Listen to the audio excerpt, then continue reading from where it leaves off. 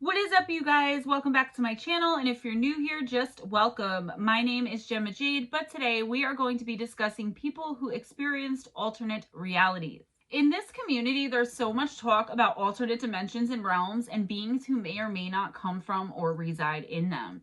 This topic absolutely fascinates me, as do most of the ones I cover on here, right? As someone who's absolutely convinced I don't come from here, but somewhere other, it's so incredibly intriguing to me when I hear of people who have, one way or another, experienced another one of these dimensions.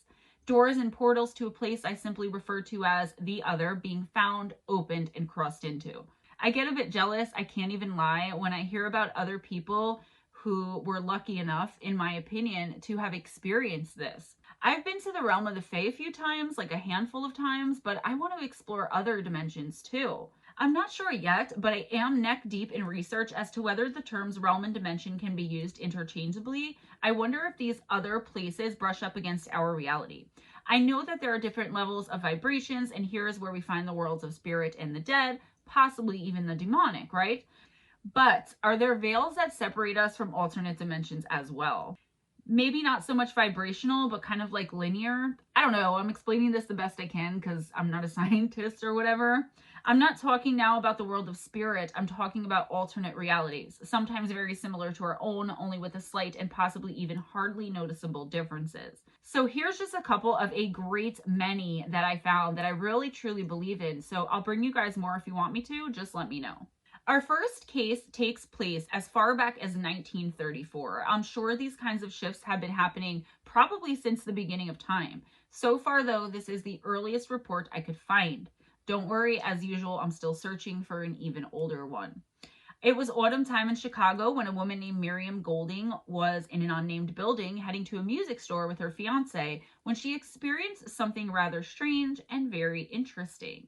She had gotten into an elevator with the intention of visiting the next floor up where the music shop was supposed to be located. When she got off the elevator, however, it seemed as though she had mistakenly gotten off on the wrong floor.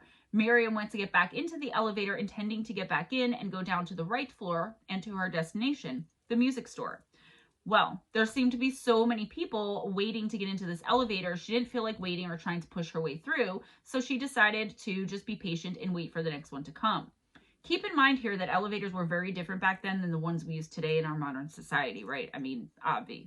All of a sudden, though, she noticed that she wasn't even in the same store anymore. Like, she wasn't even in the same building because it was now a train station and much more expansive than the comparatively small store she had initially gotten off of the elevator to enter just minutes previous. She had initially believed it was the line for the elevator that was somehow so tremendously long all of a sudden. She realized quickly, however, that it was actually just the normal hustle and bustle of a typical railway station. There were announcements blasting and blaring from the loudspeaker, announcing arrivals, departures, and delays. Completely and totally normal for someone who was meaning to be in a train station. Miriam was terrified and shocked. Think about how you would feel if this happened to you. She decided to go to the information booth and ask the clerk where she actually was and how the heck this possibly could have happened. The clerk seemed to be not only completely oblivious to the fact that Miriam was speaking to her, but she seemed to not even notice that Miriam was physically there at all. By that point, Miriam was extremely confused, but getting a little bit more curious. She decided to follow the exit signs and arrows, which led to the outside of this indoor rail station. When she reached the outside, things got even stranger as she emerged into a mild, bright, and sunny day. Summer weather, which was much different than the cool fall day she had initially entered the department store elevator in. In fact, this was when she realized she wasn't even in Chicago anymore.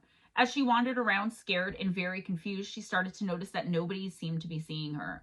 Nobody paid any attention to her at all and were completely unaware of her presence. Eventually, though, she did come across a little boy who seemed to be just as dazed and confused as Miriam was. The boy made eye contact with her and Miriam was sure he could see her, so she went ahead and approached him to see if he could shed some light on this strange predicament. The young boy, who was seemingly relieved and even a bit delighted that Miriam could not only see him, but that she was coming to interact with him, smiled and said to her, quote, "I guess they let you off at the wrong stop too?" End quote. These two lost souls decided to stick together, at least until they could figure out what in the world was going on, and continued walking along the busy streets of wherever it was they had ended up. This is when the boy told Miriam what had happened to him. He explained how he had ended up in this very strange place where he was seemingly invisible to everybody but her. The boy told her he had been playing tennis in Lincoln, Nebraska, and that he had gone back into the locker room to change his shoes. When he exited the locker room, he wasn't at the tennis courts any longer, but in the huge and busy railway station. So these two continued their walk and eventually came upon an open area which led to the water. There was a sandbar where, astonishingly, Miriam saw someone she recognized. There were some women sitting at this bar and talking and laughing, and it appeared as if nothing out of the ordinary was going on for anyone except Miriam and this boy. To everyone else around them, it just seemed to be like a normal day. One of the women who was sitting at the bar and in the middle of a conversation was her fiance's sister. Miriam, completely relieved to see a familiar face, was even more surprised when she turned and, seeming to recognize Miriam, started waving for her and her young companion to come and join them. So the sister-in-law seemed to recognize her and see the little boy, so started waving her over. The two would have to cross the water in order to get to this bar, however, and Miriam was unsure she could make the swim. It didn't seem very far, though, and the boy jumped in. He was convinced he could make it over there and at least get some answers as to what in the world was going on, and then Miriam would come, or he would go back to her and give her the report, I guess. This may be their only chance not only to figure out what in the world had happened to them, but also to possibly get them back to Chicago and Nebraska, respectively. The boy was allegedly a good swimmer and confidently jumped in and started swimming towards the sandbar. After about a minute or two, though, he noticed something else very strange. He wasn't making any strides and actually going anywhere. Like, no matter how much he swam, he wasn't moving forward. The harder he would try and swim, the more the waves were seeming to push him back. It was as if some unknown force was keeping him from making it through the water and over to Miriam's future sister-in-law. He decided to turn around and go back to Miriam. She was still at the shore watching him and hoping with everything she had that the boy would reach the other side. As soon as he got out of the water and reached Miriam, the sandbar and the water evaporated into thin air. Miriam closed her eyes in exasperation and frustration, and before she could open them, she felt this incredible sensation of floating through the air. When the floating feeling went away, she was able to once again open her eyes, and she was sitting on a stool in the music store in Chicago she had originally been planning to visit when this strange time slip occurred. The place was closing up for the night, though, which means Miriam had to have been there for at least several hours. From the time that she supposedly got there until they were closing was quite a long time. Once again, extremely confused and totally disoriented, Miriam couldn't find her fiance, and with the store closing, was forced to go home without him. When she made it back to her place, her fiance was there and breathed a sigh of relief when she walked through the door. He explained he had lost her in the store and expected she had simply gotten off on the wrong floor and would be back any minute when she realized her mistake. That's exactly what Miriam thought had happened, too, in the beginning. He expected her to come back down the elevator any minute, but she never did. He searched the entire building for her, all of the stores and shops and the streets outside, but to no avail until he finally decided to just go back to their house and wait for her, praying that she showed up, and soon. When the fiance had called his sister to explain the situation of Miriam being lost, she told him that she had seen Miriam all the way across town and waved to her, but that Miriam had been too absorbed in talking to a young boy and didn't respond to her waving and calling her over. Now, before you say anything in the comments, I did notice some inconsistencies in this story, but honestly, I believe the basics of it are real. Miriam, upon exiting the train station, had said that the weather had changed from fall to seemingly summer, and that she definitely wasn't in Chicago anymore. So then how was it she was actually in Chicago, as the sister-in-law had said she had seen her at the sandbar that was across town? Which was it, fall or summer? Because the storyteller clearly states that the weather was much milder and even like summer, and Miriam had originally entered the store on a chilly autumn day, I don't know. Keep in mind that this story must have been retold thousands of times since it allegedly took place, and that's why I chose to forgive these kind of nonsensical and kind of unimportant details. I actually believe, and this is just my opinion, like what I think is that the sister-in-law part was added in later and most likely not a part of Miriam's actual original account. This is simply my opinion. Again, do with it and think about it what you will. Either way, the story is strange, and I believe that most of it is real. Our next case involves an actual doorway which seems to have led straight into another dimension. This is also another one which took place a really long time ago. In 1956, a treasure hunter named Ron Quinn and his brother Chuck were with some friends, and they were off on an adventure in some rugged and rough mountains in southeastern Arizona, looking for the mysterious lost Spanish treasures and gold mines, which are said to be hidden somewhere in these mountains to this very day. 3 weeks into the treasure hunt, the travelers all decided to set up camp one night, and as they settled in, they all saw the exact same, very bizarre thing in the sky. There were two large balls of bluish green light floating around in the very clear and starry night sky. The story states that the men were quickly able to determine that it wasn't any kind of known aircraft or any sort of flare. And I know that they were very experienced with the outdoors, with what's supposed to be in the sky. So while I don't think any of them had any specific knowledge about aircraft, they knew that this was not something that was normally supposed to be seen. No, it was unlike anything they'd ever seen before and nothing like anything known to man. The strange balls of light just hovered there above them for several minutes before disappearing behind some peaks of the mountains.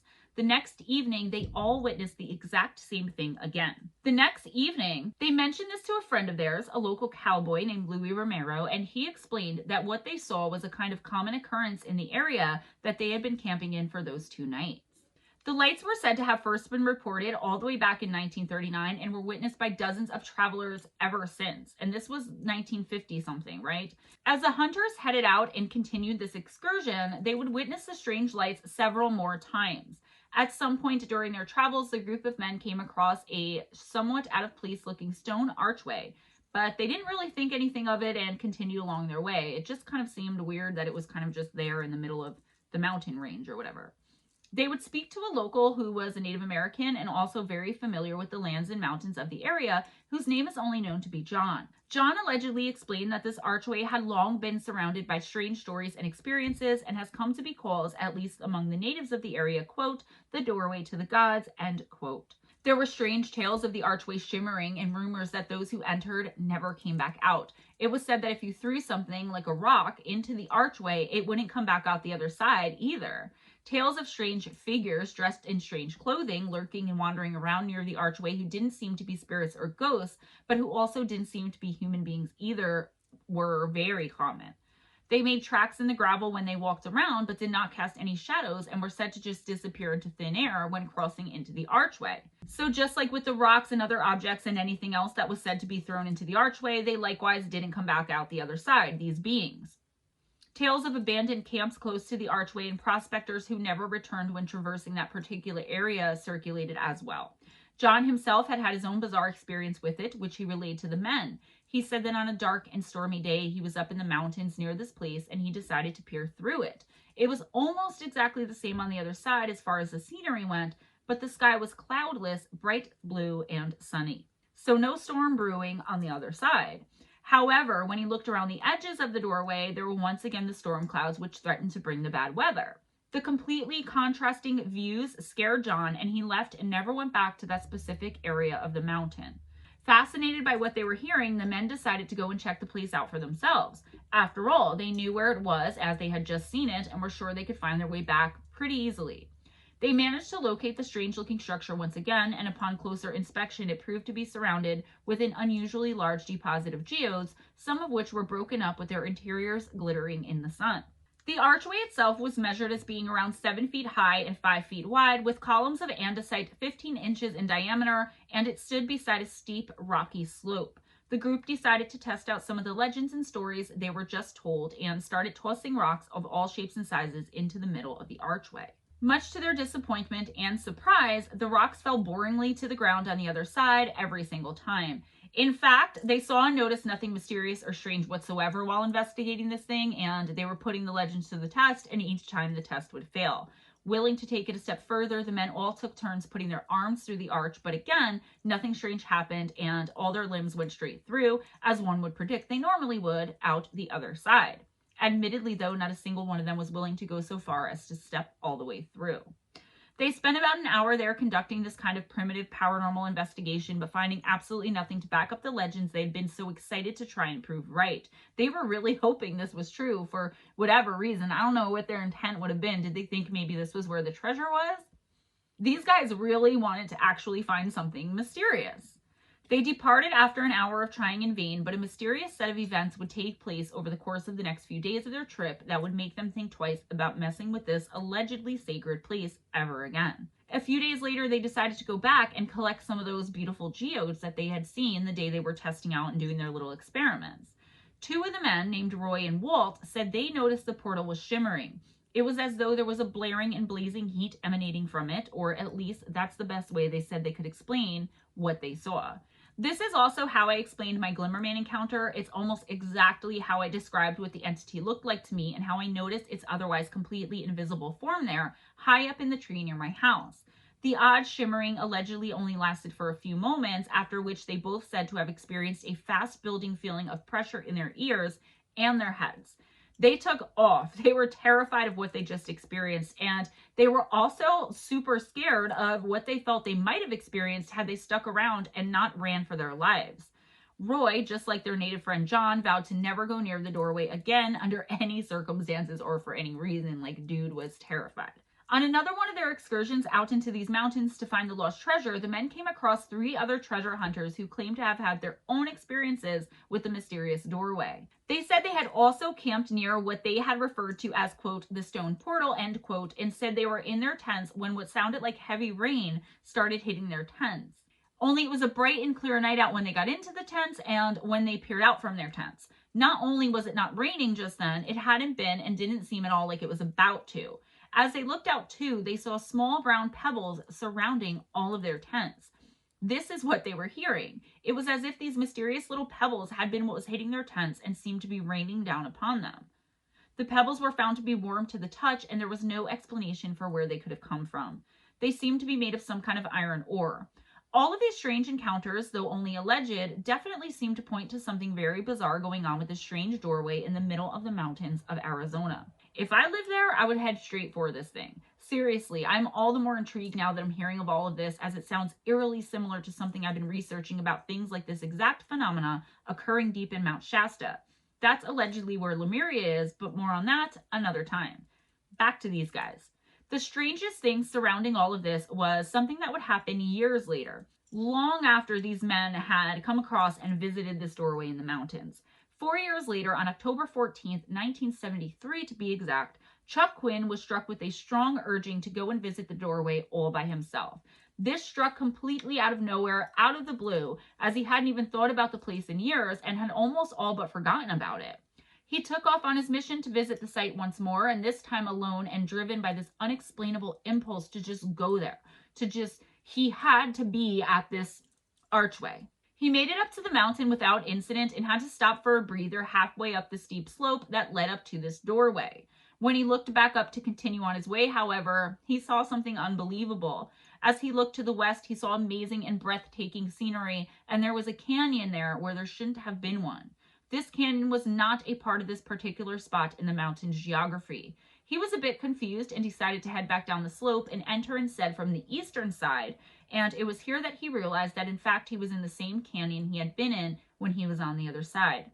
Only he had somehow been transported 250 yards down the canyon he had hiked along and to another slope that was facing south rather than west, which is how he originally started out. Does this make sense? Are you keeping up? The strange event convinced him that indeed there was something strange going on here, and hastily he left the scene. Was this some sort of doorway to another dimension or merely a bunch of tall tales? These men were in these mountains hunting for this lost Spanish treasure. I mean, maybe this is like campfire stories, right? Do grown men do that? Do they tell campfire tales like that? I don't know.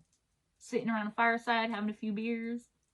This is where the story ends, so I guess nothing else happened to Chuck aside from entering this non-existent canyon. I'm going to investigate further, but I want to stop right here and wonder for a moment if this is perhaps something that's happening to our missing. People who have gone missing in these mountains, who I'm sure over all of these years have been hundreds, if not thousands in number, especially with how many people every year seem to go in search of this allegedly lost Spanish treasure or whatever else is said to be hiding in these mountains. I mean, how can my mind not wander here to the missing, right? I've got one more mysterious portal story for you guys today, but a ton more research for future videos. This is one of the most fascinating phenomena I cover in my opinion, and I just can't get enough of it. At least it's my most fascinating one that isn't very terrifying, in my opinion anyways. So, speaking of missing in the mountains, there was a 6-year-old girl named Kathy Kramer of Woods Hole, Massachusetts, who on August 15th, 1960, at around 7 p.m. was noticed to be missing from her bedroom. I want to say quickly that a lot of this stuff, if you notice in all of the experiences that I retell or that I write and that Steve recounts on MP&M, wherever you see it or hear it, It always happens way back when there wasn't surveillance everywhere, when people didn't have, video cameras in their pocket in the form of their phone. I don't think that's a coincidence or an accident. I talk about it in my book. I talk about it all the time. So anyway, this little girl was noticed to be missing from her bedroom. She literally vanished without a trace. Her parents had laid her down for bed, and before they could even make it back to their room, a minute tops or possibly even seconds later, they thought they heard a strange noise and went back in to check on their little girl. Kathy was gone. They immediately called the authorities, who arrived fairly quickly and searched the family home top to bottom and then bottom to top. They found no trace of Kathy and also noticed that not only did there seem to be no kind of disturbance in her room, like things knocked over or out of place or even the window open, they noticed her bed hadn't been disturbed at all. This in and of itself was highly bizarre, as the parents had tucked her in the bed before she went missing. So not only did it seem like there was no disturbance, it seemed as though the little girl had never even been in the room in the first place. At least she hadn't seemed to have been in her bed at all. The only window in the bedroom, as I said, was closed, and there was no sign of any disturbance to it either. An intensive search was immediately launched, composed of hundreds of people, including police, firemen, volunteers, airmen from nearby Otis Air Force Base, and bloodhounds, as well as the Coast Guard scouring the nearby coast, yet absolutely no evidence of the missing girl could be found anywhere. She had seemingly vanished off the face of the earth and right into thin air. Again, I need to point out here that it seems as though this happened around a military base of some kind, which I just happen to have talked about briefly in my aquatic humanoids video. Like, why is it that these strange and terrifying things always happen around military bases of all kinds? At least that's the way it seems to me. Let me know in the comments if you agree or not. Anyway, the search was called off until the morning. The first sign of daylight, they would start again, and all of the searchers and authorities in charge went home. Around 3 o'clock in the morning, though, Kathy's parents decided to go into her room. They were grieving, they were remorseful, they were, probably dying inside. And they wanted to not only be in her room to feel closer to her, but they wanted to look and see if they could find anything, any evidence at all that would lead the police and the investigators in the proper direction to find their daughter. Well, they definitely found something strange and got the shock of a lifetime again, when upon opening the door, there was little Kathy lying in her bed fast asleep, as if she hadn't disappeared into thin air just hours before after being tucked in. When she was asked about where she had been and what had happened to her, Kathy would respond with a very cryptic and eerie response of, quote, "I'm not telling," end quote. She would give a little smile and low giggle as she said this too. So again, I implore you, how does this happen? Where did little Kathy disappear to? It isn't like her parents were making it up. All of the authorities and professional searchers and people were called in to find her, but never did. It seemed from her response, too, that the little girl remembered fully what had happened. I'm not sure, though, I could be wrong here, that a 6-year-old girl would know how to play coy to that extent had she not actually remembered. It isn't like, at least in my opinion, she was just trying to scare the crap out of her parents, either by disappearing on purpose or purposely pretending she didn't remember, or that she remembered but wasn't going to tell. I think she remembered everything but was told never to tell anyone for whatever reason, though fear doesn't seem to be the likely culprit because of her sly smile and little giggle. It was like she was enjoying the fact that she knew something that she was never going to tell and nobody else was ever going to know. I wish they had something about what happened after, like did she ever come forward with it when she was an adult? The more I think about it, the more I think maybe she was programmed to respond this way and maybe didn't remember at all. Unfortunately, that's all the information I have on this case, so I can't even give you guys any answers. Still investigating. I know I hate when they end like that too, but I think that they're creepy enough the way that they are. And also, I choose these things. Yeah, I try to make great videos and I try to bring you guys stuff that you haven't heard a million times across YouTube. But I also bring these things up, aquatic humanoids, some things I do kind of like in a fun way, but things like this I do because also we need to spread the word. We need to get the information out there. That's all I have for you today, guys. Please give this video a big thumbs up if you enjoyed hanging out with me, if you enjoyed these stories, if you want to see more, and if you just want to help me out. Subscribe if you aren't already. If you are subscribed, make sure your notification bell is turned on. Spread the love by sharing this video if you would be so kind. Please check out the description box where you'll find a link to my Wednesday night live stream right here on this channel, Gemma Jade, where I do live intuitive oracle readings. I pull one card for anyone who wants to come in and give you a weekly reading off that card. I start at around 7:15 p.m. Eastern time and end between 11 and 11:30 Eastern time. We did not give up on justice for Caleb Smith. We're just working on getting the information together. April has given Steve and I permission to spread the news as to what's going on. April also has a channel. She has one video up. If you know who April Arrington is, if you've been following me in every video, Justice for Caleb Smith, Justice for Caleb Smith. If you haven't checked out either my or Steve's video on Caleb Smith and Keeslyn Roberts, please do that. We did interview April already way back in April or May. I'm not sure what's going on with that link. I'll try to get it to you guys, but we're going to interview her again, working out the details. So we did not give up on Caleb. Justice for Caleb Smith always. Also in the description box, you will find my email address, GemmaJadeParanormal@gmail.com, if you have any encounters with the supernatural and or paranormal that you would like for them to be a part of my Listener Encounters series. I've been a little slow to get back to emails, to reply to comments, doing the best I can. Almost caught up though, okay? And I will be putting Listener Encounters 13 out very soon. Thank you guys for your patience. If you would like a free intuitive oracle reading from me, you can also email me there. I do put a link for a donation in the description box, but it is not mandatory. This is a gift. Hit me up, but again, have patience when it comes to me getting back to you.